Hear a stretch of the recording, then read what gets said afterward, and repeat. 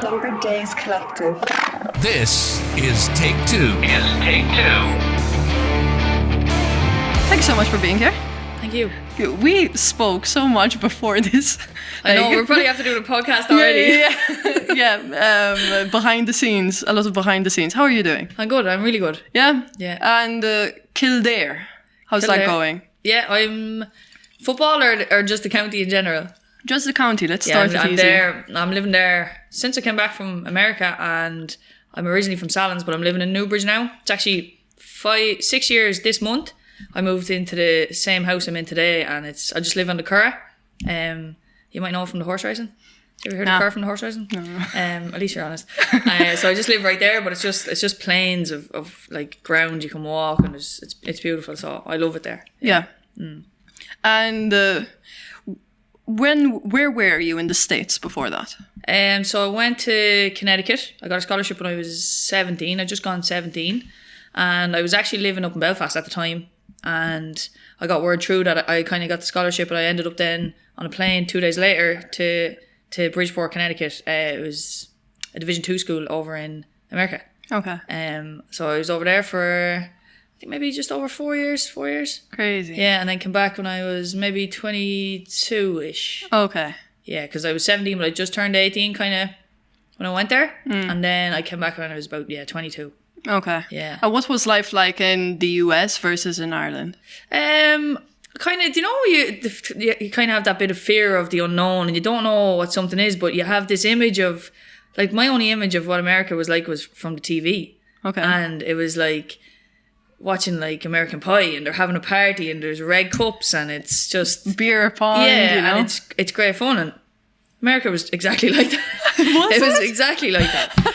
Like when basketball and my scholarship, it was very serious, but I got over halfway through the semester the first year. So my scholarship started, it was January, February, March, but basketball season runs from October. So I came in halfway through the year.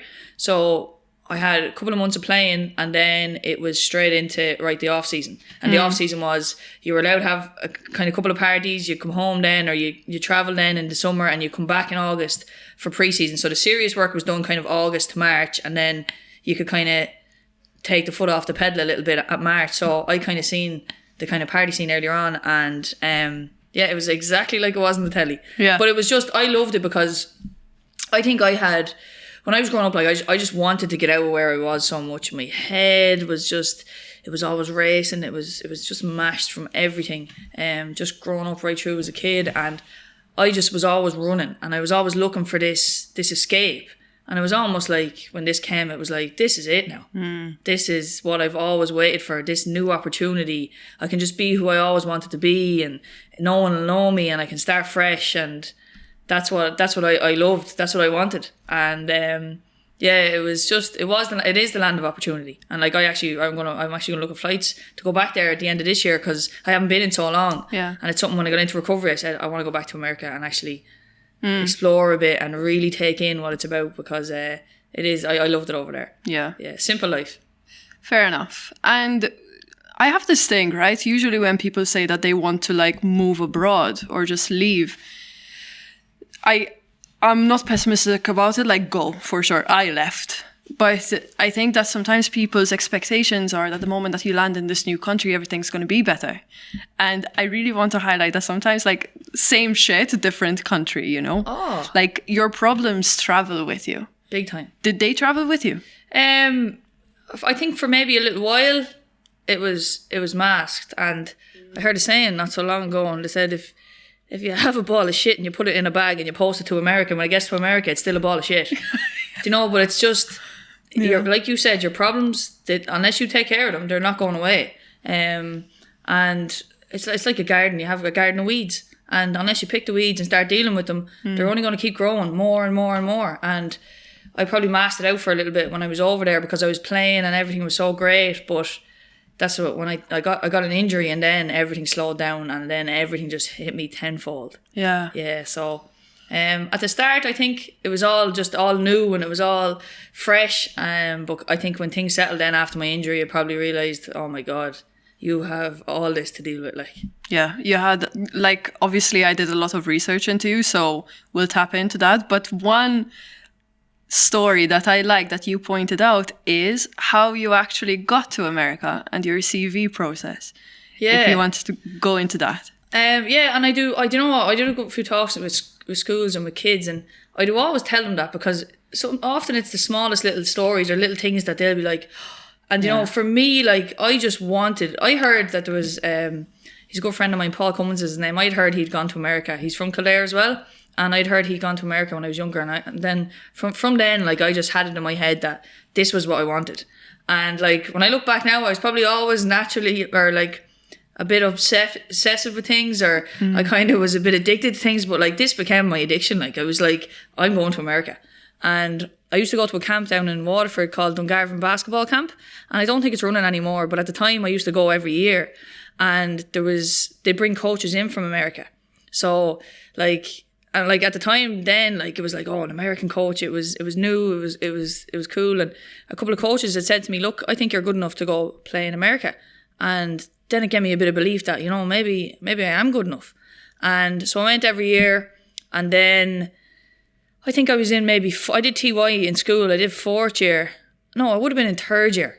So the coaches had said to me, look, get some film of you playing. You need one full game right through with no breaks, and you need a highlight reel. So all my school games, I got a camcorder and I got them videotaped, and then I made a little highlight reel. So I made them on it was a VHS tape, like it was. So I had 50 tapes. So I got 50 of these tapes made. I got 50 brown paper envelopes with the bubbles, you know those. I went and I made this little profile, and it was like, I still have it today. I'm not messing, and I just looking at it, it was a little picture of me, and I'm so young, and I'm just. I have all my information and all my honours, my what I won through schools and all this, and I stuck that in, and I stuck a letter in, so there was the tape, the CV, and a letter, and I just picked 50 random schools in America, and a couple of the coaches when I'd speaking to them from the Garden, I'd kind of give me a couple of schools maybe to try these or this, and I literally went to the post office and I posted all them out, and I said, right, it's done now, and I waited to see what came back. And so at the time it would have been, you would have either got maybe a phone call to your home phone. Mobiles weren't really a thing at all.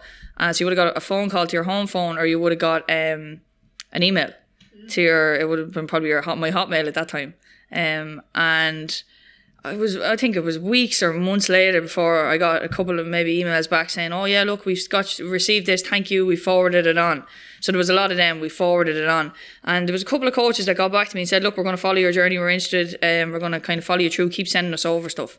And there was one school, the University of Bridgeport, and when I ended up in Belfast then later on, the coach said to me, look, I want to give you a scholarship, and I was really good at maths in school, and a great maths teacher, and Mary McMahon was her name. She was really good to me, like, and I just love maths and I love solving equations, but like you could not get me to sit down and write like and do English or any other subject. I just loved maths, but my grades for maths were really good. I set the SAT exams, and my maths teacher used to actually bring me and sit me down and show me how to study for the SAT exams, because I had to sit them in sixth year. And I was like, no, I'm not doing the Leaving Cert, I have no interest. But she was like, look, just do your Leaving Cert, we'll get you ready for the SAT exams. But she minded me, and she was so good to me, like, and I'll never forget it, because I set those SAT exams, and I actually got really, really high on my maths grade, and I ended up getting a part academic scholarship over. Okay. So I had part athletic, part academic scholarship to the States. And when I was trying to get through the clearinghouse, the NCAA clearinghouse, which is an organisation over there, but because I went to St. Mary's College in Naas, even though it wasn't a college, it was a secondary school, when they looked at it in America, they thought I'd have to been to college here. And if I was in college here, I couldn't go to college over there. There was a different process I would have had to went through. So there was kind of a bit of a mix-up with it, and it took a couple of months, and then I was coming through Queen's University one day. I was after playing, I was up there practicing, and I was walking home through Queen's, and I had a phone. I remember getting a phone call off the coach, and he said, look, the clearinghouse are after clearing you, I need you here in 2 days. And I flew over then. But it was just determination, and I was tunnel vision that I was making this happen, you know. And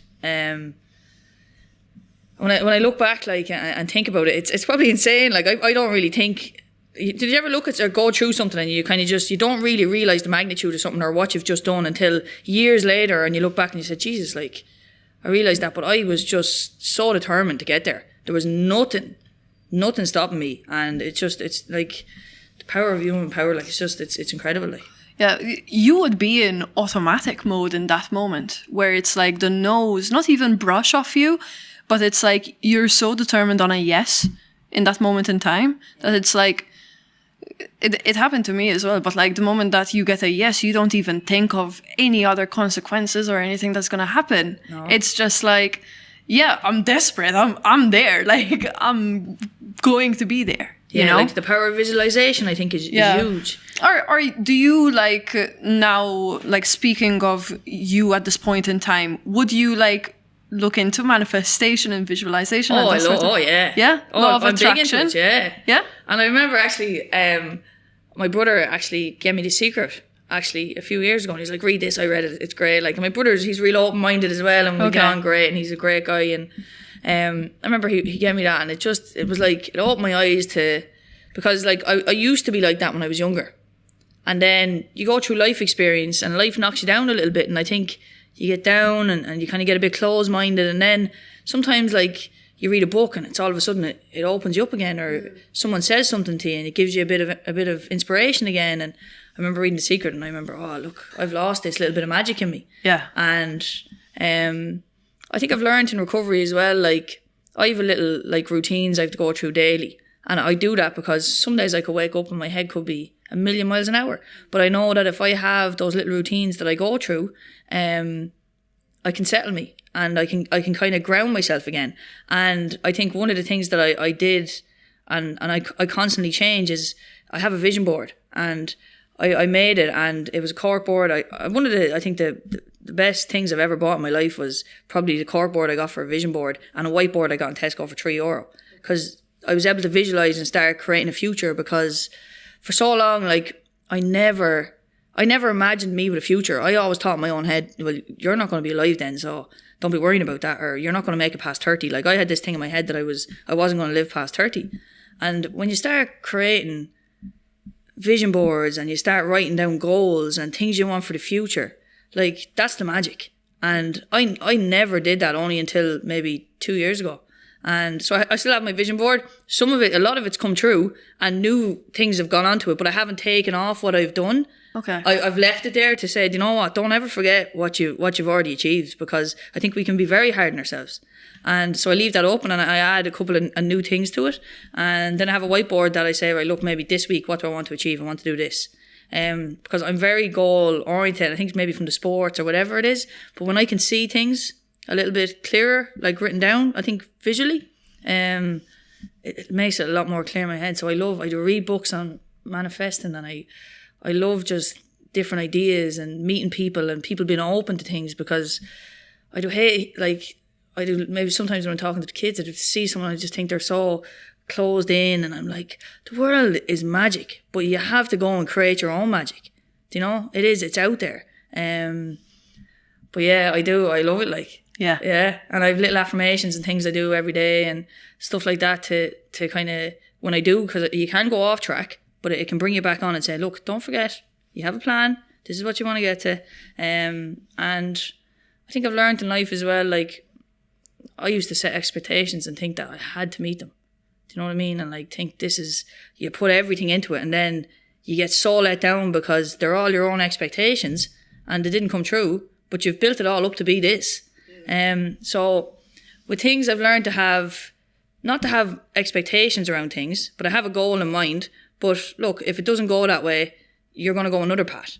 Yeah. So I think, which is important, because sometimes I think when you throw all your eggs in one basket and you fail, then you think, oh look, this didn't work, this is worthless. But look, you're just being redirected. Yeah. That's huge, I think. But yeah, for sure. Yeah. It's kind of like life plays out the way it wants to. You know what I mean? Like, obviously there is a lot of stuff that is so out of our control, but it's good to focus on what we can control. And a lot of anxiety and expectations, unfortunately, come from the stuff that is usually out of our control. You know what I mean? Yeah. If I were to say something in the next sentence and it takes you off, I I can't control your reaction. You know what I mean? I can't control whether or not you could have said no, and we wouldn't be having this conversation. Yeah. So it's interesting. I like the law of attraction. I had a previous guest and we kind of like spoke about it, that the issue sometimes with the likes of The Secret or manifestation and all that is that now it's getting a little bit too glamorized. Yeah. You know? It can be, yeah. It happens with everything. I think that's always the case, you know, where it's also just, if you see a photo of Jesus and it's like, don't scroll, say amen, like in the comments and share it, or else you're going to get bad luck. There's always going to be that kind of stuff. And I think that right now, a lot of creators are kind of sharing the concept of manifestation without the tools and the training. Correct. I think maybe they're kind of throwing it out there, but not really going into, look here. Yeah. You have to do a little bit of work here. You can't just write down what you want, print it out, stick it on a vision board, and do absolutely nothing to achieve it. Yeah, that's the thing. There's a process, and it can't be something you just go to once and then don't go to. Every day you need to put your energy into achieving that, and there's action required. Yeah, it's not just right, I'm going to write this down, I'm going to manifest this, it's going to happen, and I'm going to get all this money. Yeah, life doesn't work that way. No, it doesn't. I think I remember I read a book. It was the first book I ever read in America. My coach gave it to me. It was called John Wooden. Did you ever hear John Wooden? He's an old basketball coach. He used to coach UCLA. Okay, he coached him to 12 national titles. But I read his book, and it's his philosophy on life. And he didn't coach basketball players just for on the court or just for basketball. He coached them to be good men and good men in life. And I remember reading that book, and it was the first thing that really opened my eyes to what's out there and what you can achieve. But it's kind of like manifestation, but it's not. It's about, look, if you have something in life, be a good person and work towards it, and you'll get it. I think, like you said, people can build it up to be this thing, and then people are like, oh, this doesn't work. But you have to stay with it, and you have to consistently be at it every day. I think consistency for things in life is key. People start something, that didn't work, and then they don't finish it. But we are what we consistently do. So I think there's magic out there, but it's not magic alone that will make things like that come true. Action is required. Exactly. Yeah. And I think that goes into faith as well and all that. I had someone on that said life is usually hard work and serendipity, where luck comes in, magic will come in. Yeah. But you have to fucking work. Big time. I think I don't think you get in life what you deserve. I think what you get in life what you earn. And often just because it is the way it is today, it's not always going to be that way. You know, and I think we face a lot of adversity and ups and downs in life, but I know, and I have a great belief that no matter what life throws at me, I'm going to be okay. Yeah. And I'm going to be able for it. And I've got that just in the last couple of years. It's just like a peace or serenity that, you know what, it's happening for a reason. I believe there's no such thing as mistakes in life, just lessons. And I do try and say, right, look, there's a lesson been thrown in front of you. You need to see it, and the warning signs are there, and I believe that the lessons will still be thrown in front of you unless you learn from it. So I've a belief that the universe will keep putting things in front of you until you do learn the lesson and say, right, now I'm going to stop you because you're not seeing the warning signs here. Yeah. And we were discussing injury just before you came in, and I do often say, when you look back and they say, well, look, that happened for a reason, because I wasn't listening to the warning signs. And I was doing too much, and I was going too fast, and in a way it's probably after slowing me down, but now I need to look at the lesson and say, what am I learning from it? Because if it happens and you don't learn that from it, it's going to happen again, and it's going to happen again. Yeah. So yeah, I think there's lessons in everything. For sure. For sure. And you have to be open for those lessons to come in as well. Yeah. And listening, something that I've been practicing, not even practicing, right, but something that came across me recently is checking in with yourself. I feel like I always had an open mind. Yeah. I was always a very reflective person, to the point of overthinking. Never once did I think about a self-check-in and just being like, Deb, how you doing? Remember that stuff? That you're pissed off over not acting on or doing, do a little check-in. What are you wasting your time on? What are you not? Yeah. And it's that I wish there is a blueprint to life that you can just hand over and give to someone. If only. You talk to kids, right? So you look at them and you're like, holy shit, there's so much that life can give you, and it's going to be okay. but I can't tell you what the fuck to do. I think all we can do is share our experience and just guide them. Yeah, You know. for sure. Yeah, that's all we can do. And I think everyone has a purpose and everyone has a reason to be here. And like our reason to be here is for me is to give back or to talk about what I've went through, so other people can say, well, look, there's a real life of what can actually happen. And like you were saying there, I think like you interview or you do podcasts and you're always on the go and you're always asking people how they are. But do people say to you, like, Debbie, how are you? Do you know what I mean? How actually are you? Because sometimes you can be in this, like, you're just going so fast with everything and you can be in the race of life that you actually forget to say, right, here, slow down, take a deep breath and actually let's just re-look where we actually are here. I do a thing every evening. It's an inventory of my day. And I just go through a couple of questions and I answer them. I might brush through it one night, it might take 10 seconds. Other nights I need to go, no, look, do you know what? You were way out of tune today. You really need to look at where that's coming from. And at the end of every day before I jump into bed, I'll try and do my inventory. And it really does. It's like a check of yourself of, you know, how are you doing? Or do you need to watch that? Or this needs to change, you know? Yeah. So that's something I've incorporated into my daily habits that helps me, because I think you can get thrown into that race of life and you can get lost. Very easily. What are the questions that you ask yourself at the end of each day? There could be something like, say, did you harm anyone today? Did you live an honest day? Like, that was something for me when I came to recovery that I really had to focus on, because I was so used to my whole life manipulating and trying to get what I drink or drugs or tablets or whatever it was. Everything was a big lie, and I was lying to this group to go to this group, and no, I wasn't out last night, I wasn't doing this, but you were. You know, every different group had a different mask, so to say, and I used to leave all this kind of different lives, and I think I learned to just be this one person the last couple of years, and it's been a huge relief for me, because like the truth needs no defense, you know, and that's why if I'm doing a talk or anything like that, like it's not, I don't feel any pressure. Or people say, do you not get nervous doing this, or doing the late show, do you not get nervous? No, because all I'm doing is speaking the truth, you know. And that's one. So like I try. Did you help anyone? Because I can be a selfish person, so I constantly have to say, right, did you think of someone else today? Did you do this? Did you send out a few texts even to say, how are you today? Or, you know, so that's even something I can do in my morning routine.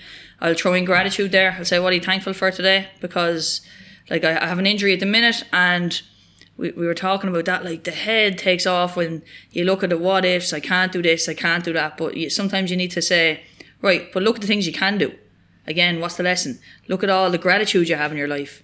And I'm injured and I can't run. I have a scan tomorrow, but I'm waiting kind of on results. And you know when you're in limbo? Yeah.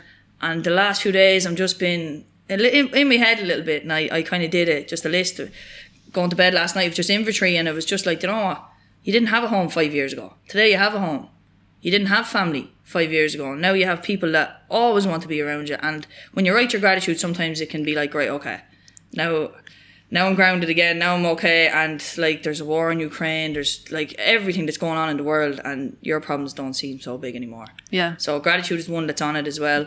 And I don't look to the next day. I wake up to the next day, and then I restart all again. But when I go to bed at night and I do that, I leave it and I close it, and then that's done. And I'll say a little affirmation or sometimes a little prayer or whatever I kind of feel if I need it. I often read before I go to bed, and it quietens me down, because I'd be just like, my head used to always be racing loads, but now it's almost like I have a lot of energy. So the only way I've ever found to kind of settle that for me is I can slow down and read a few lines, but I need to meditate. And I don't like saying I have to. You don't have to do anything in this world, because that used to be so drilled into me. I have to do this, and I'd always be punishing myself. So you don't have to do anything in life, but like for me, meditation is just huge. And to be able to put the headphones in, close my eyes, put on, it could be even only 3 minutes, but that focusing on my breathing and getting me present, that'll settle me. And I'll do that before bed as well. And I'm sleeping great at the minute. Like, 'cause I never used to sleep great at all. Really? Yeah. And the difference, a lot of people have even said to me recently, like, geez, you look so much younger. But it's just because I'm getting a bit of sleep. Are you? Exactly. Yeah. Because I've no guilty conscience or worry, did I harm someone today, or who did I lie to, or who did I manipulate? And I'm just going to bed with a clear conscience, and like that stuff's invaluable. Like, it really is. Yeah. Who was Mary when she was addicted?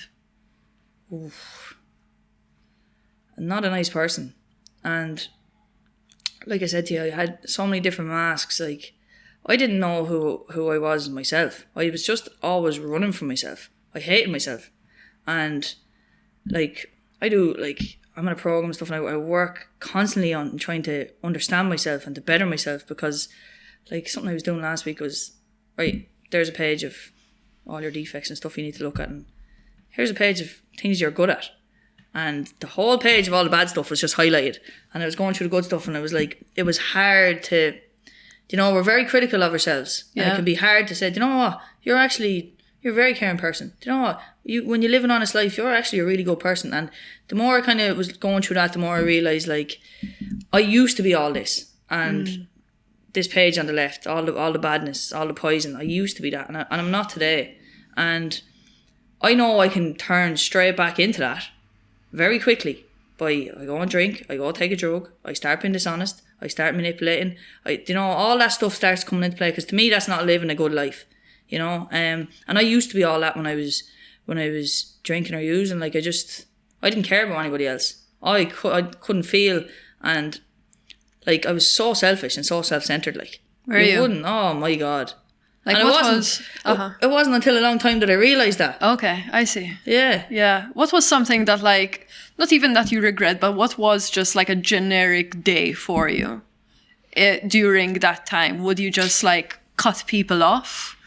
No, like, say the last 2 years of my drinking, I was very isolated. Like, and when I came into recovery, like, people say, oh, you're selfish to the core and you're a really selfish person. I was like, I wasn't. Like, the last 2 years of my drinking, all I did was want to be on my own. Yeah. This was me thinking in my own head. But like when I came to the end of my drinking, like, I was sleeping on a mattress in a house with no electricity, and it was completely derelict. And I was only after been living in my car, and I had nothing. Like, and I was just waking up, cracking a can, and that was the start of another day. Wow. But like, if I didn't take something and I came through that, I was left with my own thinking. Like, I used to be, the anxiety, I used to be so scared, and I'd take Xanax, Valium, I'd take tablets to calm me down, and it was just always a cocktail of things to just escaping from myself. Do you know what I mean? I was always looking for escapism in something, whatever it was. Were you numb? Completely. Like, yeah, I got that first feeling of that numbness after I got that injury when I was in the States, and I got OxyContin for the first time, and I chased that numbness my whole life. Yeah, that's what I wrote down, actually, because you hear a lot of situations, usually in America. I think Europe is a little bit more careful, let's put it that way. Yeah. Nothing wrong with the US, just facts. But I'm not one who encourages blame, but do you think you got a little bit screwed over with being given OxyContin and not being taken care of afterwards? I like what you said there. I'm not one to blame, and I don't believe that either. I think everybody has to take responsibility for their own lives, and I could say, oh, I blame my drinking for this, I blame this, but like, at the end of the day, you take responsibility for your life, and no one's coming to save you. If you want to change your life, you change it. Yeah. Like, people can help you and people can guide you, but at the end of the day, you're the one that needs to take action. You. So it's all on you. But I was at the stage in my life, I think, where I think drinking drugs actually saved me in a way. And like I really do believe that, and people sometimes will be like, what? But when I got injured, and like I was on like a kind of a higher dose of oxycodone and a lower dose of OxyContin. So one was a slow release, and I was on that for a couple of months. And I remember when I started to try come off that, and I remember my thoughts were starting. I was kind of just starting to be left with myself, and I was kind of not training with the team. I was still working on my own rehab. And I remember specifically the first time I ever thought that, like, oh my God, what the fuck is wrong with your head? And looking back now, I know I had massive depression, like massive. But like, I didn't know what was wrong with me then. And since I was a kid, like, I always had sport, never been injured, grown up, always had sport to just keep running, keep escaping. And it kept me safe. And then when sport was taken from me, I got that injury. I had drugs then. I had tablets. That was keeping me going. And when I started to try to come off these, I had nothing. I didn't have sport, or I didn't have tablets. And it was like, right, you need to try to get back to life now. And I was like, oh, I can't cope. And I was trying to get more tablets then. And then I was trying to lie to doctors to say, oh, this injury it's still killing me and my pain is at 10 and there'd be nothing wrong with me. So I was manipulating and lying to try to get more, So in my head, when I look back, it was really, really filled with a lot of poison and a lot of things I'd never talked about and things I'd seen and things I'd gone through, and I'd never spoke to anyone. So, like, I took that first OxyContin and the numbness again, it came, and it was like, it took away physical pain, it took away mental pain, it took away emotional pain. Yeah. And to me, I chased that numbness then my whole life. So, like, if I hadn't have found that and I hadn't have been given, like, something that strong, or I found drinking then after that. If I hadn't have found that, like, I wouldn't have been able to cope in this life in my own thoughts at that time, like. And that's why I do say it saved me. Like, I think I actually would have taken my own life very young. Like, it delayed you. Oh, I think I wouldn't. I couldn't cope, couldn't sit with myself. I hated myself. Hated everything about myself. Wow. All I wanted to do growing up was just to fit in, to be a part of something. And I never felt like that, ever. I always just felt like I was the tomboy playing sports, or I was never part of something. And the only time I ever felt that feeling was when I drank or when I drugged. That feeling of belonged to someone. Mm-hmm. And in a way, I think it saved me for so long. Yeah. Crazy. When you got that injury, was that your first rock bottom? Yeah. I don't say rock bottom. And do you know why? Because I learned through relapse and recovery, because I thought, look, 2016, I'm at rock bottom. I'm trying to take my own life. And I come into recovery, right? But for 3 years, I relapsed. And things got worse. And things got worse. And I always say, I never say I have a rock bottom, because shit can always get worse. I see. Like, always. But I think when I realised that I had something really seriously wrong going upstairs was when I had that first injury, yeah. Yeah. And I didn't talk to anyone about it. And I remember, like, just, like, being so filled with emotion one day. I'd been sitting in my dorm, and I was sitting at a desk. And I remember just wanting to cry, but not being able to.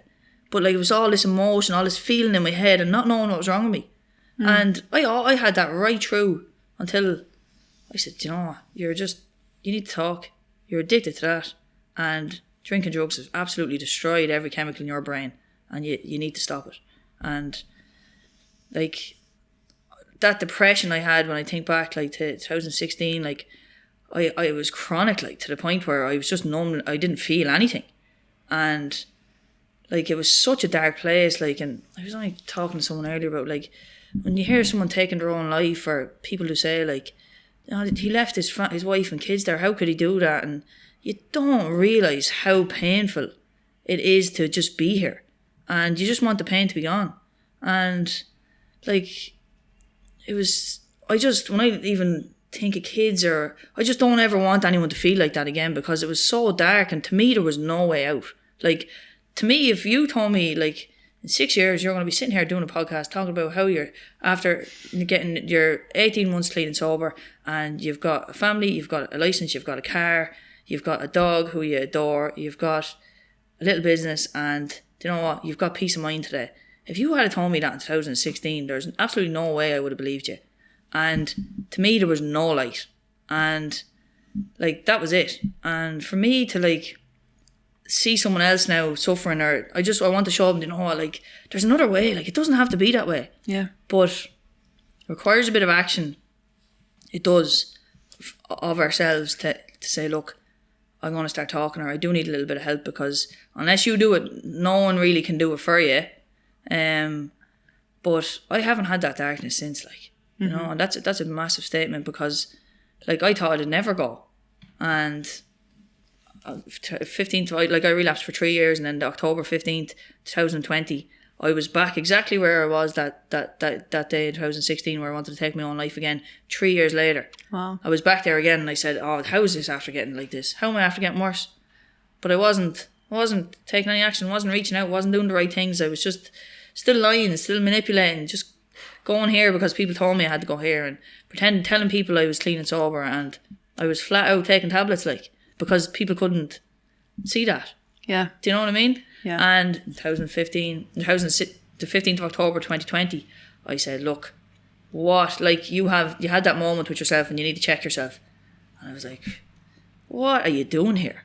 Like, you're at this place again where you're suicidal, like, and you've been given, there's people been thrown at you to help you, but you haven't wanted it. So what changed for me was I started asking for help myself, not because other people wanted to give it to me. I actually started reaching out and I started saying, right, look, what do I need to do here? Because to be honest, my head is back at rock bottom again. And I got a counsellor, which is something that was huge for me, because I used to have really bad trust issues with talking. I said, I can't tell someone that. No way. Yeah. They're going to judge me. Yeah. Oh my God, imagine actually people that shit on you so much in your life. Imagine trusting someone enough to tell all your deepest, darkest secrets to. Oh yeah, like they can go tell their partner. Like. Oh my God. So for me to trust someone to actually have to talk to was huge. And to me, that's been the biggest, it's been the biggest relief, I think, is getting things off my chest and dealing with it. And then when that comes in now, I try to deal with it straight away. I don't let it fester. It's almost like you get rid of all the skeletons, okay, but you don't let any more in now. When they start coming in now, you need to get rid of them, or you need to pick the phone up, because you know what you need to do now, but you need to do it yourself. So like I don't let things. I pick up the phone straight away, and every day I make sure I make a couple of phone calls. Because I think like with this, like you're either moving forward or backwards in life. And I think if you're kind of staying static and you're in the middle, you're going backwards, because that's when all the old habits start creeping back in. So I'd look at myself and say, right, am I learning today? Am I progressing? Am I growing? And even if it's only slow, it doesn't have to be 1,000,000 miles an hour. Even if it's something just slow, one foot in front of the other, that's all I kind of need to do, you know? Yeah. And so you've been sober for quite a while now. How has, like, is it...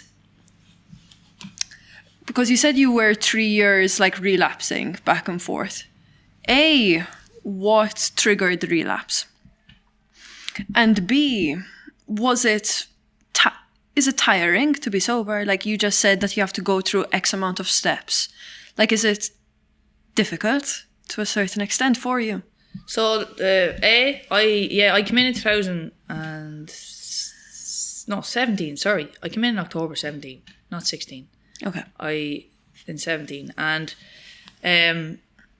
so like it was literally like, right, you're in, right, you can't drink or you can't drug, and you need to keep coming to meetings. You need to I tried to get into treatment at the time, but for a different story for another day, but I couldn't. And after a day, I was like starting to sober up a bit. Because I drank consistently every day at that stage. It was all, not 2 years, it was shy of 2 years, but wow. I'd done that every day, and I was in those bad patterns, and like, then it's gone. And like you had withdrawals, I'm guessing. Oh, like how were you? I was taking tablets to try and ease the withdrawals a little bit, but I was starting to come true to reality. Yeah. And I hadn't lived in reality for so long. And that absolutely was just the most fearful thing in my life, was to be left with my own thoughts. And I remember after the first day, I remember just looking in the mirror, and I was just like, no, I hated myself. Like, I couldn't even look in the mirror. Like, you'd wake up in the morning, I wouldn't look at the mirror even, like, to see was I okay. I'd just brush my teeth with my head down and just put on a jacket and I'd be gone. Like, I had no self-respect, no self-worth, no self-care. Wow. Like, at the end of my drinking, I'd get up and I'd be doing well to get to work if I had a pair of socks on, or if I had a pair of matching shoes on. I just keep the head down. And actually, I remember I was walking into work, and I was about 8 months kind of clean and sober, and I remember just looking up, and I was like, I'd never seen the walk to work I did before in my life. My head was always down, and it was about 8 months, and I remember just going, oh my God, like, it's gorgeous, like the trees and the blossoms and everything. Yeah. But I was just functioning. I wasn't present at all, like, and so like, I think that was the worst place I've ever been in my life, is when I was just left with me. And like, I think back then, like, I'd break a fingernail and I'd be like, that's it, I'm gone, I'm going to relapse. Wow. And I wouldn't tell anyone, I'd just run. And even when I look back now, there was little situations, like, and someone would be put in front of you. I was only talking to someone about this the other day. I'd say, no, I'm gone, I'm after getting a couple of days, I can't cope with it, it build up with too much. I said, I'm going to the shop, or I'm going to get a bag. It could have been anything. And someone was put in front of my path to stop me that day. Someone I'd known from recovery, or something else. There was all little things now that I look back and I was like, geez, there was all signs that the world was really trying to help you. Yeah. But I struggled so much. So And for 3 years, I did that. Like, and it got worse and it got worse. And I, like, even if I do kind of try and talk to people relapsing, and I just say, like, you know, like, you don't lose your experience, because I learned from all them. So I'm 18 months next week, and that's still, I'm so early in recovery, like, you know, but like, since I was 6 months in, and I threw up a thing online, and just from the football and stuff, it was like, oh, I'm 6 months clean and sober, and it blew up. So my recovery's been really highlighted to the whole nation, and it has. It's been everywhere. So like, was the pressure on? Like, do you feel the pressure? No, because I think if I had been at the stage maybe in 2017 where I came in and I was honest and I was like, I'm in recovery, I wouldn't have been able for the pressure. I see. But I knew this time that was it. I said, I'm done. I had no reservations. Whereas before, I didn't need a reservation. The smallest little thing, it'd go wrong. Someone would ring you saying, look, I need this, or you owe me this, and I'd be like, oh, jeez, I can't cope. And I'd go, and I'd be gone. So I had no reservations this time. So to me, I don't feel any pressure. Like, with anything, I don't really have a whole lot of fear today. And like, I was trying to think how, like, I don't be nervous, but like, I do always say, to try and pick up that phone that day to ring someone to say, I need a little bit of a dig out here, was hands down the hardest thing I've ever done in my life, and nothing has ever come close to it since. It was like, I can still feel it. Like, it took me, I remember saying, right, look, I think you might just need to stop drinking, stop the drugs, and maybe your head might sort itself out. And it took me 7 hours to make the phone call. I couldn't. It was like, you know, when you're going to do something and it's hard. Yeah, it's so like, hard. Nothing's ever matched that fear inside me. So I knew this time when I tried to get clean and sober, I knew I was done. So I don't feel any pressure from it today. And I think I know myself like that. I want to live this life. I don't ever want to go back to the life I had before. And your second part, like, do I find like it hard to stay sober, or to keep to doing all it? No, like, oh my God, like, if I think, like, there's a saying, like, your worst day in recovery is still going to be better than your best day back out in addiction. I see. Okay. Like, I love that saying, because it's so true. Like, when I think, like, not to having the crack and been out, but where my head was back then, like, all the money in the world, if you offered me every bit of money in the world and you said, just have one drink, I'd say, not a hope. Good luck to you. I wouldn't trade what I have going on in between my ears today, because it's a bit of peace, and I've never had that, you know. And just to be able to be there for people, or to have friends, like, and people that care about you, and just little things like that, like, all that'll go. Because see, I go drinking, I couldn't understand why people wanted to come home, or why where's the after party, or people be going home on a Monday morning to start work, and I'd be going to the early house saying, alright, let's go, like, do you know what I mean? I couldn't stop. And for me, I know some people can stop drinking and that's it, or they can go out and have a pint and they learn about themselves. For me, I just can't. Like, I'm too obsessive about things. Yeah. And like, I can't have one of something, and I need to really watch myself with that, not just with drink or drugs, but every area of my life. Like I said to you, like, you can look for escapism in anything. Money, like attention, social media, everything. Food. Like, when I first came into recovery, I just couldn't stop eating sugar, because it was just, you know, it's just little things like that. So you look for an external force, or something external, but it's just looking to fill this internal void that you have in you. And like I said, like, meditation for me has been great, because that really fills that, you know. And I wouldn't trade the life I have today for all the money in the world. For sure. I'm glad. I'm happy to hear that. I think sometimes the stories are usually not even highlighted, but like, it is the general narrative that, like, people want to get better, people are in a rut. And it's very rare that you hear someone say, like, listen, I'm doing grand, you know, like life is good for now anyways. So it's actually so nice to hear that. The thing is, I know as well that if I take the foot off the pedal, I know I can get very sick up here very quick. But so, like I said to you about habits, like, I can't just pick a day where I want to do that, and right, I won't do my program tomorrow, I won't go through this tomorrow. Like, I consistently need to do stuff. Yeah. And I think that's important as well. Like, when I slow up on this, I think it's almost like my addiction just comes back tenfold. So I need to keep my recovery moving. Like, do you think the discipline of sport helps you out in that? Yeah, I think I think like I'm conditioned to like I need structure, and I like having structure and routine, and I think I get that from sport. Like Monday's gym, Wednesday's pitch session, Friday's pitch, Sunday's pitch, that kind of way. So Yeah. I like been able to see things and visualize things coming, and I think with sport it's given me a structure, and that's why I think when you have an injury and it's taken from you, it's almost like you just feel lost. What am I going to do at 5 p.m. now? Oh my God! Like, and you have to find something else then. Yeah. That you can do to kind of that you get that, because sport for me it kept me present, and I would used to live up so much upstairs up my head thinking of all these thoughts I had going on, that when I played sport, like you didn't have to think about a ball coming out, like you had to just be present in the moment. Yeah. You weren't thinking about, oh my God, this has fucked you up now.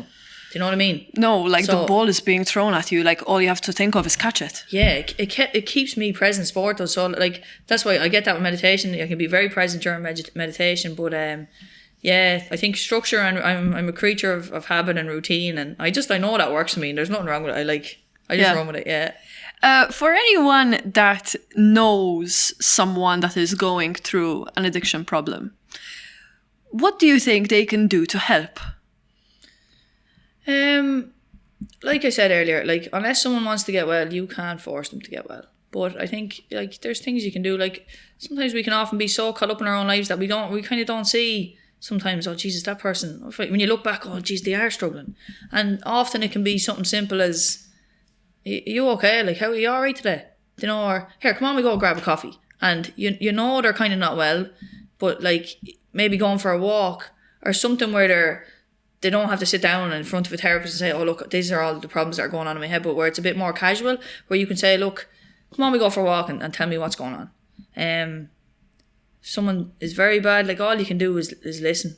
All you can do is be there and listen, because like unless someone wants to get well, you can't force them to. You really can't. But I think maybe just being a bit more kind of aware of if someone, like, maybe you have an inkling that someone is struggling or that, maybe just, how are you doing? Are you all right? Or do you want to go for a walk? Or do you want to go for a coffee?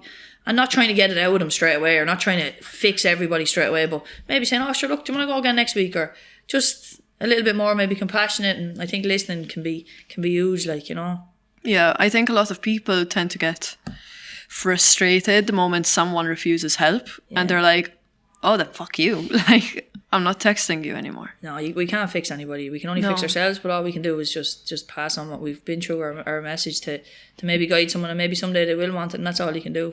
Exactly. Yeah. When it came to the All-Ireland, you drank 8 cans before the final.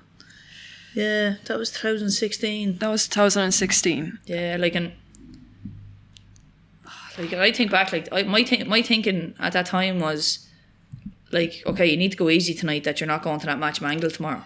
Exactly. And that's what I wanted to bring up, which is you really never know what someone is actually going through. Like, 8 cans is a shocker. And that was easy I for bought me. 8, but I drank 7, and I drank 1 the following morning. There you go. And my thinking around it was, don't go in the bag, don't have any whiskey tonight, and you'll be able to play that match tomorrow, and you'll be grand. Wow. And I remember that day, because I bought the cans and I was sitting at home, and like I said, I'm not going to the pub because I'll be seen. And like at that time, like it was an All-Ireland final, I said, Jesus, if I'm seen, I'll be shot. Like, so I said, I'm going to just drink at home. Like, and I remember saying, like, that should get me enough that it'll put me asleep, and then it'll get me out of reality, out of my own head, and I'll fall asleep. And I remember falling asleep about 11:30. I don't know why you know so much about that day, because my memory is shocking. But I remember I fell asleep about 11:30, and I woke up at 1 o'clock that night, and all I had left was a can, and I was like, oh my God, I had nothing else. Like, I think I actually ended up rooting out a few tablets that night, but I had nothing. I was like, oh my God, what am I going to do? Like, I wasn't getting collected till 8 o'clock the following morning, and I was starting to sober up a bit, and I was like trying to savour this can I had, but I'd been uptown on the Saturday, and I used to have really bad anxiety. I wouldn't go to shops, or I wouldn't do that. I'd only go in early when it was dark, or it was closing time and you wouldn't see someone. But I remember picking up a book that day. I don't know why, I just seen it, and it was a book by a Cavan goalkeeper, Alan O'Meara was his name, Mara. And I remember reading his book from 1:30 that night right through till I think about 7 o'clock the following morning, and I was just trying to savour this can. And I remember it was a book he wrote about his his struggles with depression. And I remember reading this book, and I was sitting there drinking a can, about to go to an All-Ireland final in a couple of hours, and I was looking at the book, and I remember saying, that's wrong with you, that's what's wrong with you now. You have depression, that's all that's wrong with you. Yeah, that's it. There's absolutely nothing else wrong with you. You just have a bit of depression. And I remember reading it going, jeez, this is great, this is deadly. And tipping away, like, and when I look back at it now, like, I do just think, how mental was I? But I started, so I don't remember anything else of that morning. I just remember being in Crow Park thinking, I need to get out of here. I just didn't want to be there. Yeah. I just remember looking up, I think it was in the second half, and I just have a memory of just looking in the stadium going, I am stone cold sober here. And I was like, oh my God, get me out of here. And you played your best match, probably. Yeah. I did well that day, but like, yeah, it was almost like people say, to ask me, like, how did you play well, or how did you function as an athlete, like when you were consuming so much, like, and autopilot. yeah, and you're going on adrenaline, and I think you're almost nearly so cautious to try and make sure nobody knows what's going on behind the scenes in your life, that you play better because you're concentrating more, or you're trying to do this more. And do you know, it was almost like I was trying so hard to mask what was really going on, that I was able to function, and I was able to play, you know.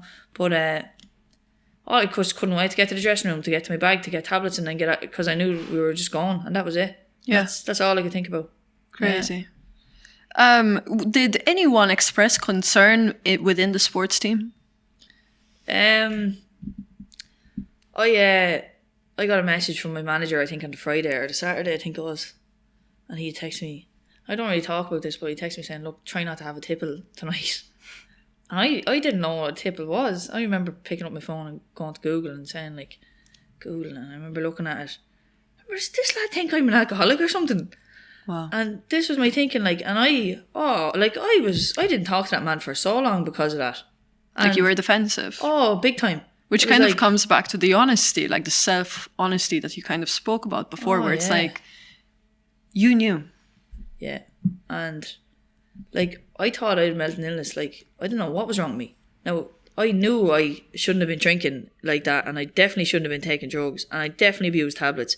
And I knew all that, but it was almost like people kind of, in a way, didn't really question me, because I don't know, did fear me or what, but I'd isolated myself from a lot of people, like, all I really had at the time was, like, my brother, and he lived kind of a good 30 minutes away, like, so I completely isolated myself. And, like, there was I had a really good teammate, and she kind of asked me, like, why is there duvets and pillows in your car, or what's going on? And I kind of be like, I brush it off and change the subject, or just get on with things.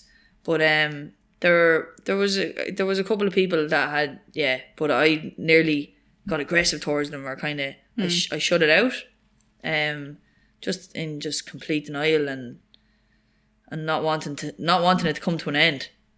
You know, not wanting people to know the truth, what was really going on, because, like, if someone knew I was living in my car and I was going Kildare training, and I was coming home and taking drink and drugs, and then I was getting a shower in the dressing room because I had no electricity then to the house I moved in later on, and people knew what was going on, really. Like, I knew people would have tried to get me help, and I wasn't ready at the time.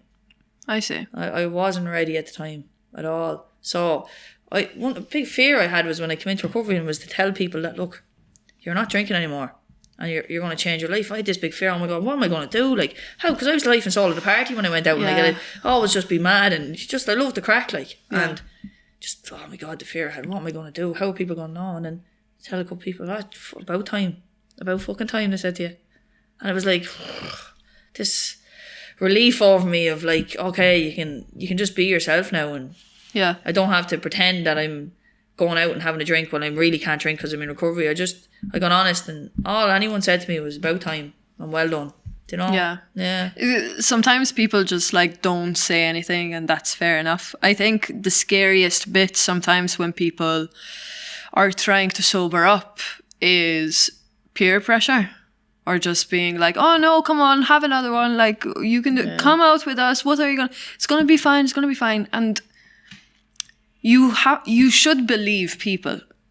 If they are on a diet, don't try and tempt them with a donut. Yeah. Leave them the fuck alone. 100%. And people don't like to leave people alone sometimes, depending on the group.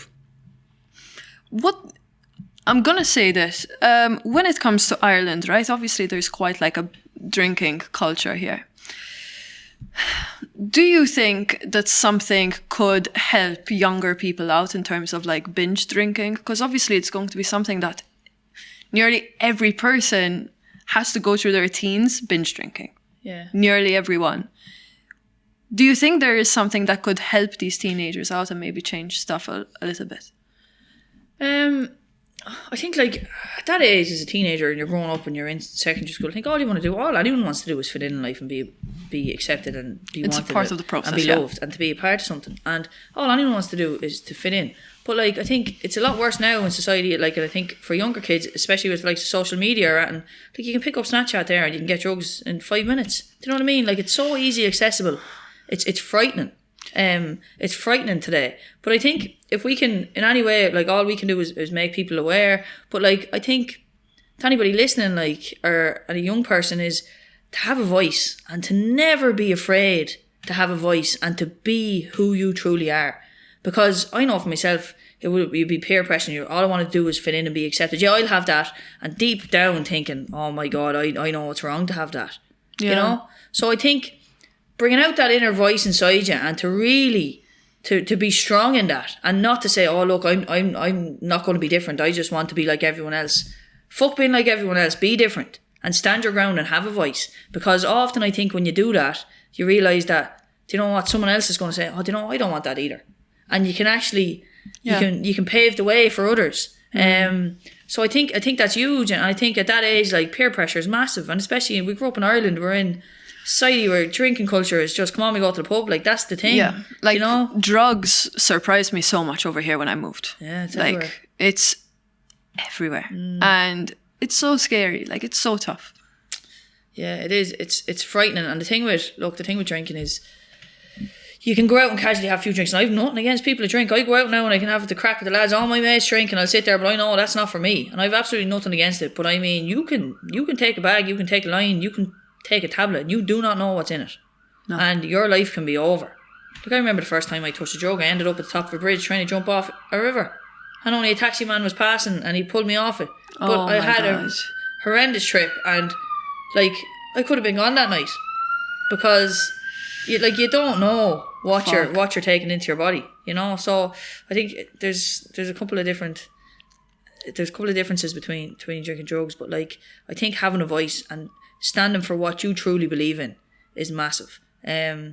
Like there's like 0 drinks now, and people will nearly have a 0 drink, so people will save you the hassle of having to ask loads of questions. Whereas now, my recovery obviously is way out there, and people don't ever ask why you're not drinking. But like at the start, I'd be like, oh, I'm driving.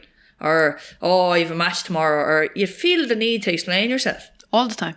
You don't have to fucking explain yourself to anyone. No is a complete answer. It's no and that's it. Have a voice and be strong in that, you know. And I think that will help others. Yeah. Yeah. Exactly. And when you keep mentioning how like afraid of like your head you were. Yeah. What is probably your first memory of being afraid of yourself? Good question. I grew up like my mum was an alcoholic, and she's doing great today. Like she's 6 months next week, clean and sober. There you go. And like I never had a relationship with her or aunt, and I absolutely hated her, to be honest. And like she'd ring me now and she said, do you want a bit of dinner? And to me, that even still is like, they're the miracles of recovery, but to me that's like, it's so overwhelming. Some days I'm just like, oh my God. But like a lot of things like were brushed under the carpet, or they were hidden, or there was a lot of stuff like, I suppose, that you just had to get on with, and that was it. And you couldn't tell people. It was just like, oh, get on with it. But I always felt different kind of as a kid when I think back, growing up. And I remember even being in school, like, and you'd be looking at someone and they'd have this lunch, and you'd be getting awful resentment, saying, oh, like, you'll be there with a sandwich with a bit of jam on it, and like, you know what I mean? You'd have made your lunch yourself, and someone could have. And I used to look at other families or other people that were really loved and cared for and all this, and I was just thinking to myself, geez, you've no idea, like, you know, there was just I suppose there was a lot of secrecy and stuff and things that I just had to keep in, and I never talked.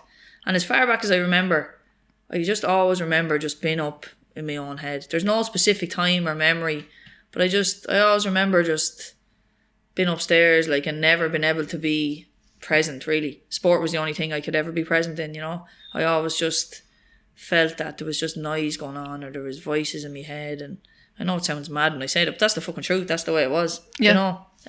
Just always felt different. And then as I kind of grew up through teenage years, and there was things, and there was a lot of things that had gone on that had just built up all that. And like I said about the weeds, instead of picking them out and get rid of them, they kept growing and they kept adding to the point where I was about to explode. So I was 28 before I started talking about it. Crazy. You know? Yeah. My God. It's so unreal to just like look back on the journey and all that, and like you did this. Like you got yourself here. I think a lot of people have been put in my path to guide me and to help me, but like that I do. When I wake up in the morning, like I do have an app that has my little routine or the few bits I do, but it has as many days as you are sober, and I do look at that first thing because I always think to myself, like, do you know what? Never forget where you came from. Never. Because to me, this is the hardest thing. Getting sober was the hardest thing I ever did in my life. Hardest, like, but like the best, without a shadow of a doubt, you know. So I think we're awful for that, like, as people just in Ireland in general, like we find it hard to say, do you know what, well done to yourself, and to give yourself a pat on the back. But like, I think you need to be so critical of ourselves. I think we do need to do that. It's important, like, but I don't know, sometimes I still pinch myself for what's going on. Like, I don't know, like when I came into recovery, they used to say, like, do you know what, this is going to give you your whole life back, and a little bit more, and you're going to have your life back. And like, the life I have today is something I never imagined. Like, I really, like, I was planning on taking my own life at 30, and that was it, like. And I didn't plan on having kids or having a car or going on a holiday. I just thought, no, you don't deserve any of that. You know what, you're not going to be here. And now to plan a future. My sister is in Canada, so I didn't speak to my sister for a long time. We lost contact and hadn't spoken about 6 or 7 years. It was a long time, like, and so I was in recovery.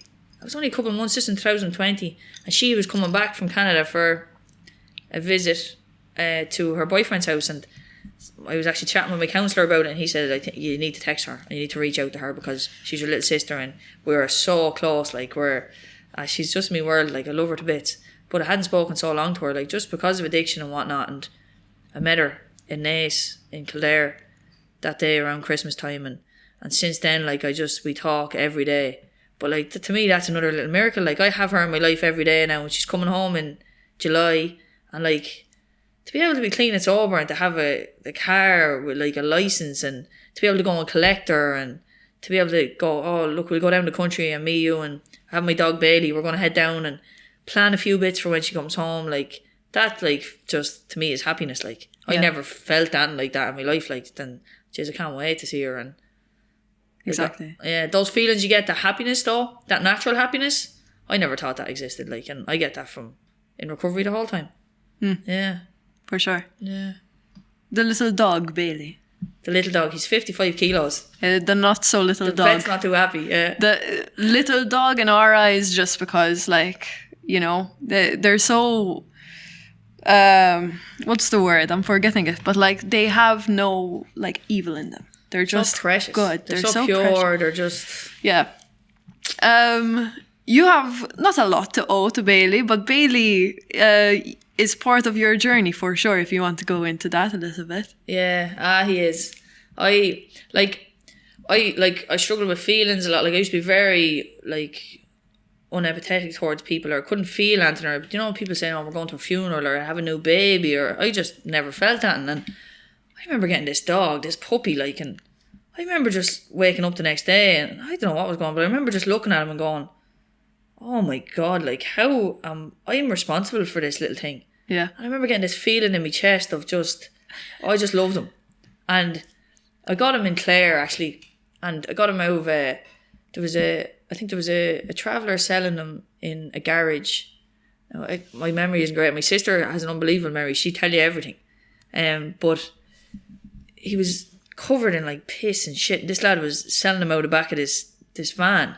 I remember saying, I can't go home. I can't like go home without him. Yeah. I remember getting him, but I woke up the next day and just remember put him in the sink and washed him up, and he was like a polar bear. I remember thinking, just where did this thing come out? Like, what is going on? But this feeling I had towards this little thing was just like, it was just pure love, like. And I'd never felt anything like that. Like, I could never give it, or I never felt I received it. And even like when I think back, like even like relationships or anything, like I'd be in a relationship looking to get out of it to go to the next one, because I was always just like, you're gonna know too much now. I'm getting rid of you, and you're starting to ask questions now. I'm getting rid of you. Wow. And I never really felt, but with this little thing, I was just like, you can't talk. oh my god! Like, but to this day, like nothing touches me like him. Like, it's just this love inside me, and like, oh my god! Like, I dread the day that dog goes, because I absolutely adore him. Like, but he kept me alive for so long.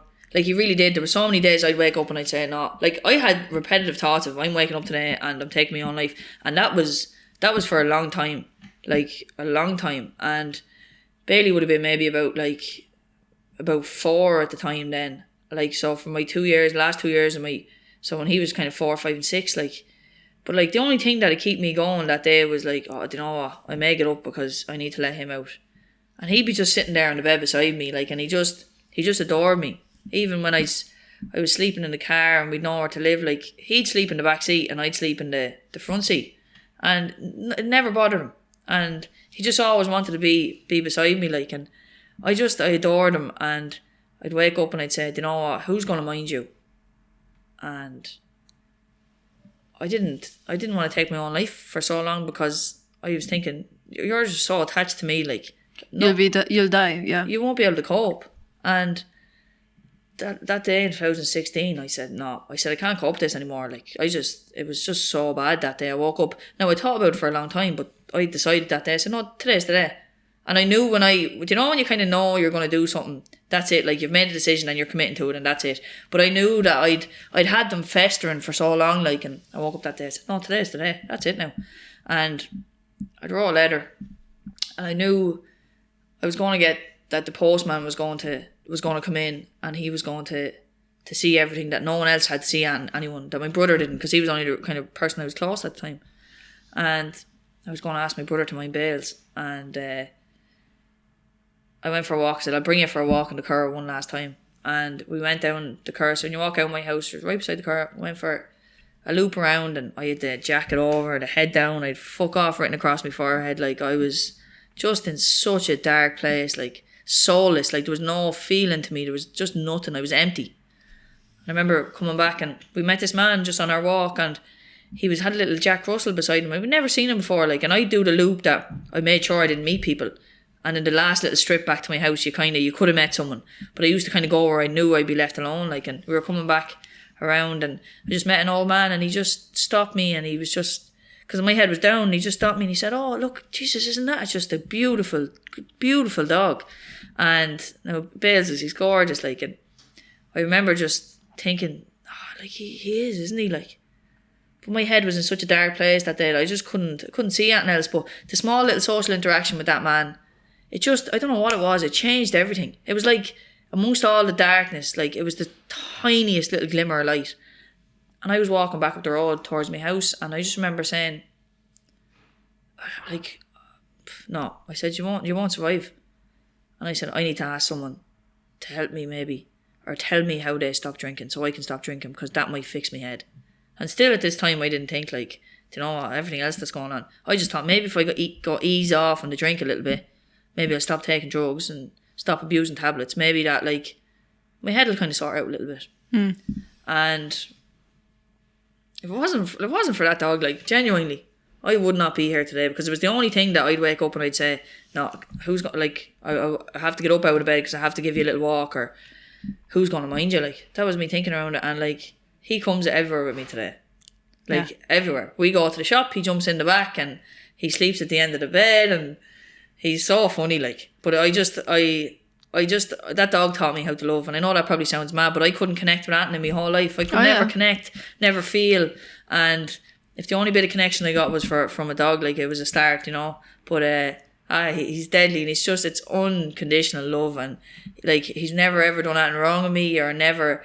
All he just wants is when you come in, a pat on the head, and just you walk out the door for 5 minutes and you come back in and just he's like, oh, you here?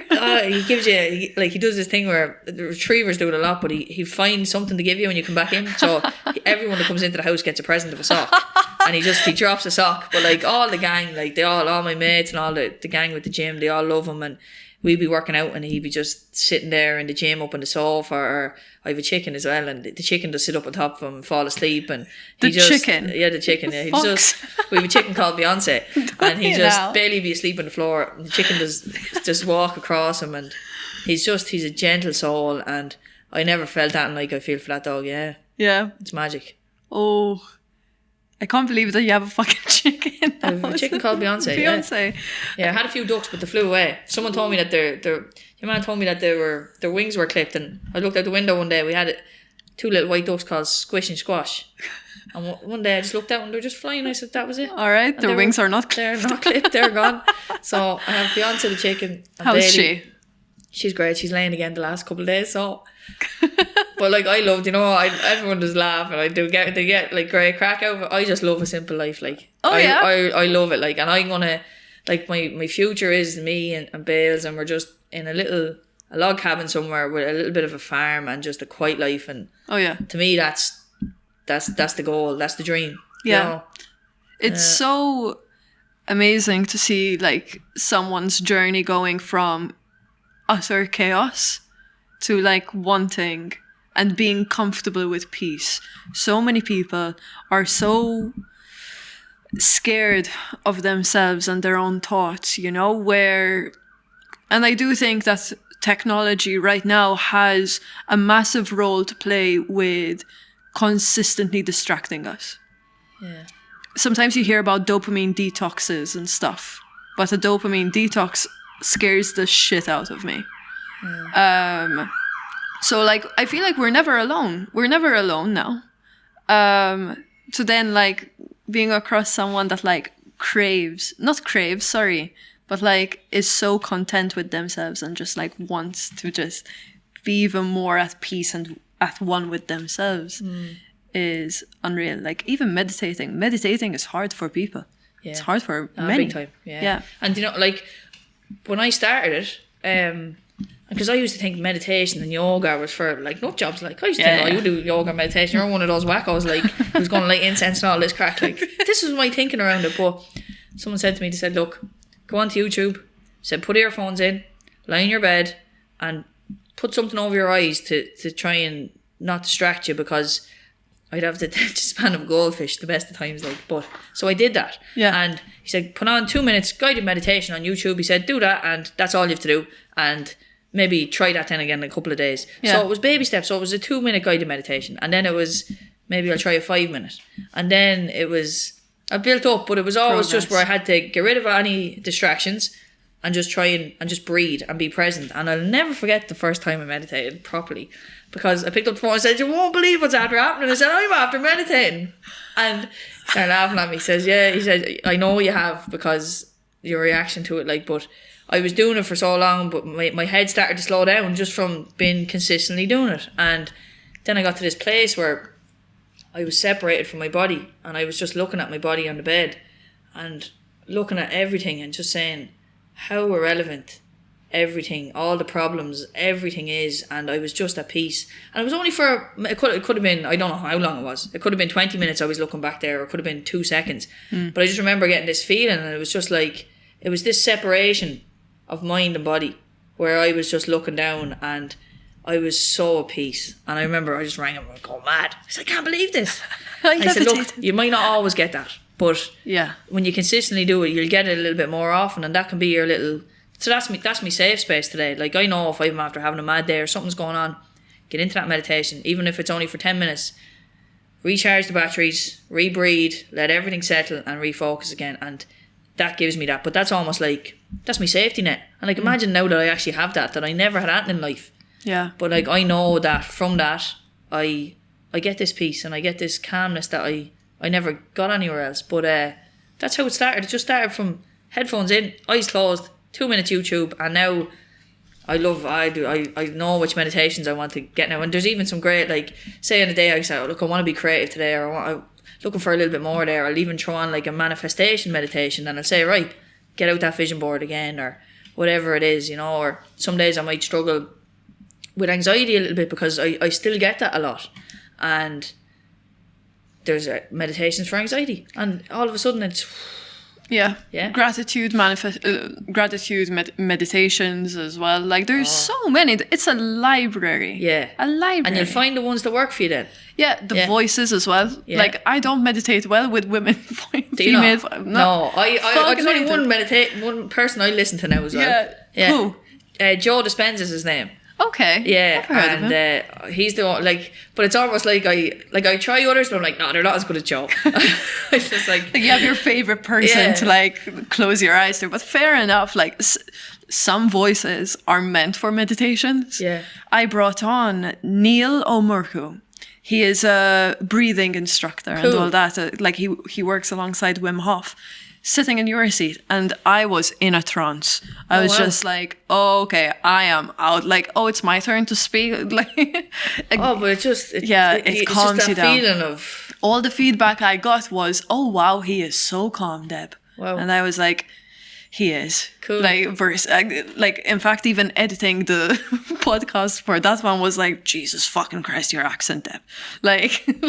But sometimes, Deb, sometimes if I do a meditation, like, and sometimes you could come out of it, like, and you could be looking at something. Sometimes I look at the dog and I'd be like, oh, like, it's just like everything is just so like cool and great, and life is just like, man, you're just magical. Like, it's almost like a drug in itself. It is like, it's just. It's a superpower. I think it's also just because, like, we live... I think that, like, part of the human experience is constantly bouncing back and forth between the past and the future. Past and the future. Which is fucking bizarre to me. That's the last thing I said before I left the house. I said, the human experience is so fucking complex because we can think... And that's what makes us different from other animals, is that, like, we have this consciousness. The downside is that we have this consciousness that we have to deal with. And only the other day I was like, holy shit, I am stuck with me. Like, I really have to fucking figure out how I'm going to live and be okay with the present. Life just you just go with the flow, and then you're like, holy shit, I'm turning 25. Yeah. What? Life can pass you by. But like, isn't it great that you're able to just be? Yeah. It's great. Like, you do need goals and you do need visions. Yes. But like, when you get rid of all this that's going on, that you like you said earlier about the stuff you can't control. Yeah. You can't control the past, but you can deal with it, and you can learn to around emotions and feelings around it, and why you are the person you are today. And you have to let go of the past as well, I think. Big time. Oh yeah. Like, just context matters, you know? The way we were brought up and the circumstances that we were born into were very different. But unfortunately, like, the hard pill to swallow is that you kind of do have to let go of that anger and bitterness towards the fucking sperm and egg that you ended up becoming, you know? Yeah. I got great peace in recovery, actually. Yeah. With forgiving and with understanding that, like... What helped you forgive? People, they talk about forgiveness and this and that, like, and... I couldn't understand, like, when I was growing up, like, I was like, say with my own mum, I just couldn't understand, like, why would you do that to your kids? Or why would you lie about this? And why would you put your kids through that? Yeah. And then, like, I had such hatred there. Oh my God, like, I'm telling you now, like, I'd walk in some days and she could be out cold, and you'd say, I hope she doesn't wake up. Wow. It was, like, that strong. And people say, oh, you're going to get into recovery now and you're going to learn to forgive her. Would you believe that? And I said, not a hope. I said, you've no idea. I said, not a hope. Not you don't know the story, not a hope. And people are like, oh no, you do that. And I said, no, this is different. No, not a hope. And I learned from my own addiction that when you're in that state, you will put absolutely anything underneath once you can get a fix or once you can get a drink. Like, you'll walk over anything to get that. Whether it's your kids, whether it's your family, whether it's you saying, look, this is all going to be gone, it's all going to be destroyed. Yeah, I know, but I'm going to get that there at the end of the day. So, like, I learned from my own addiction there were reasons why she did it. She was an addict. Yeah. You know, she was an alcoholic, and I learned that from my own addictions. And I only got talking to her like I don't mind talking about this because she's open as well, and she's, like I said, she's doing really well today. And I'm really proud of her, like, because I, like, the people talk about there's no such thing as a hopeless case. Like, I thought, like, there's no hope of this one ever doing well. And like I said, she's 6 months next week, but she was like, she OD'd last year, and she was like, I thought she was gone. Oh wow. And it was only my brother had said to me, look, I think you need to go in and see her, or you need to see she alright. Like, I was kind of nearly going in to say goodbye, just so I wouldn't be 10 years down the line and I was going to be further on to recovery, and I was going to be saying, you know what, maybe I should have just visited her.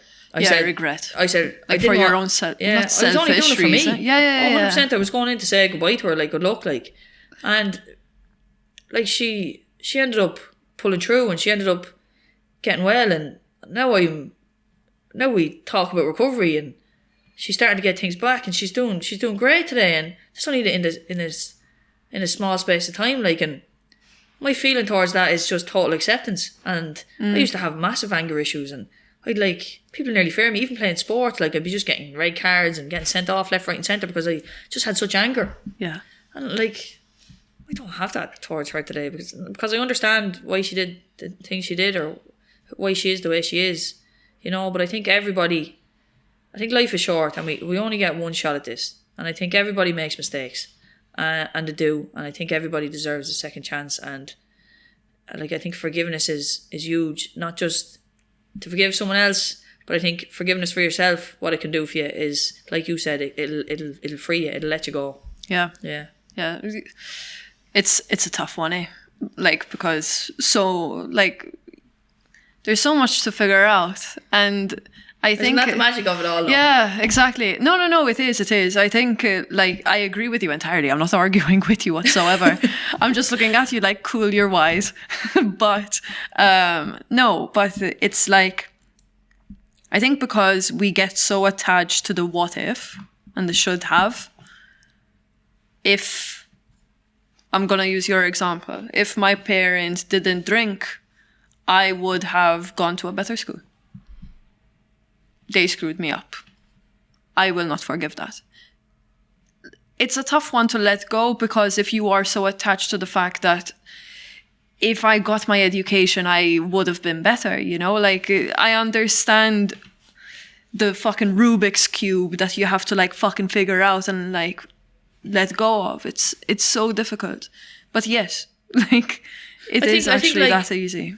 I think no matter, like, sometimes, like, you can kind of, I think with standards, like, so say you hang around with people of a high standard, like, they speak the truth, they're good people, the environment is good, it's positive, you're gonna be like that. But you hang around with people and they're going to be negative, and they're going to talk about other people, and it's going to be toxic and poisonous, and you're going to start lowering your own standards to that. So I think sometimes, like, let's say we'll always want that bit more. I think as people, we'll always look for what's next. Yeah. But I think, like, if you have this and you say, oh, but I could have had this. But what about if you had this, and the life that you had, somebody else would look up and say, oh my God, imagine I had that life, that privilege to do this. Yeah. You know, and I do think, like, people said, you live a life of regret or anything like this, and I said, not a hope. Because if one little thing in my past has changed, or I regretted something, or I wished it was different, I wouldn't be here today. Do you know what I mean? And with your life, you wouldn't be sitting here today, like doing podcasts, and think about the amount of people you help with your podcast. Yeah. You know, and I do think, like, one little change in my past, and my path could have went a completely different way, and I wouldn't be where I am today. So I think we'll always think, like, look, what's next, or like, what if this? But I think, like you said, if we can learn to just be and be happy with what we have, and gratitude is huge, especially with what's going on in the world, I think we'll be alright. For sure. It's within you, eh? At the end of the day, it's all fucking you. Oh, big time. Yeah. Big time. Oh, deep one, tough one. Thank you so much, Mary, for joining me. Oh, thank you. And thank you everyone for listening. I forgot to thank them the other day. Cheers. Younger Days Collective.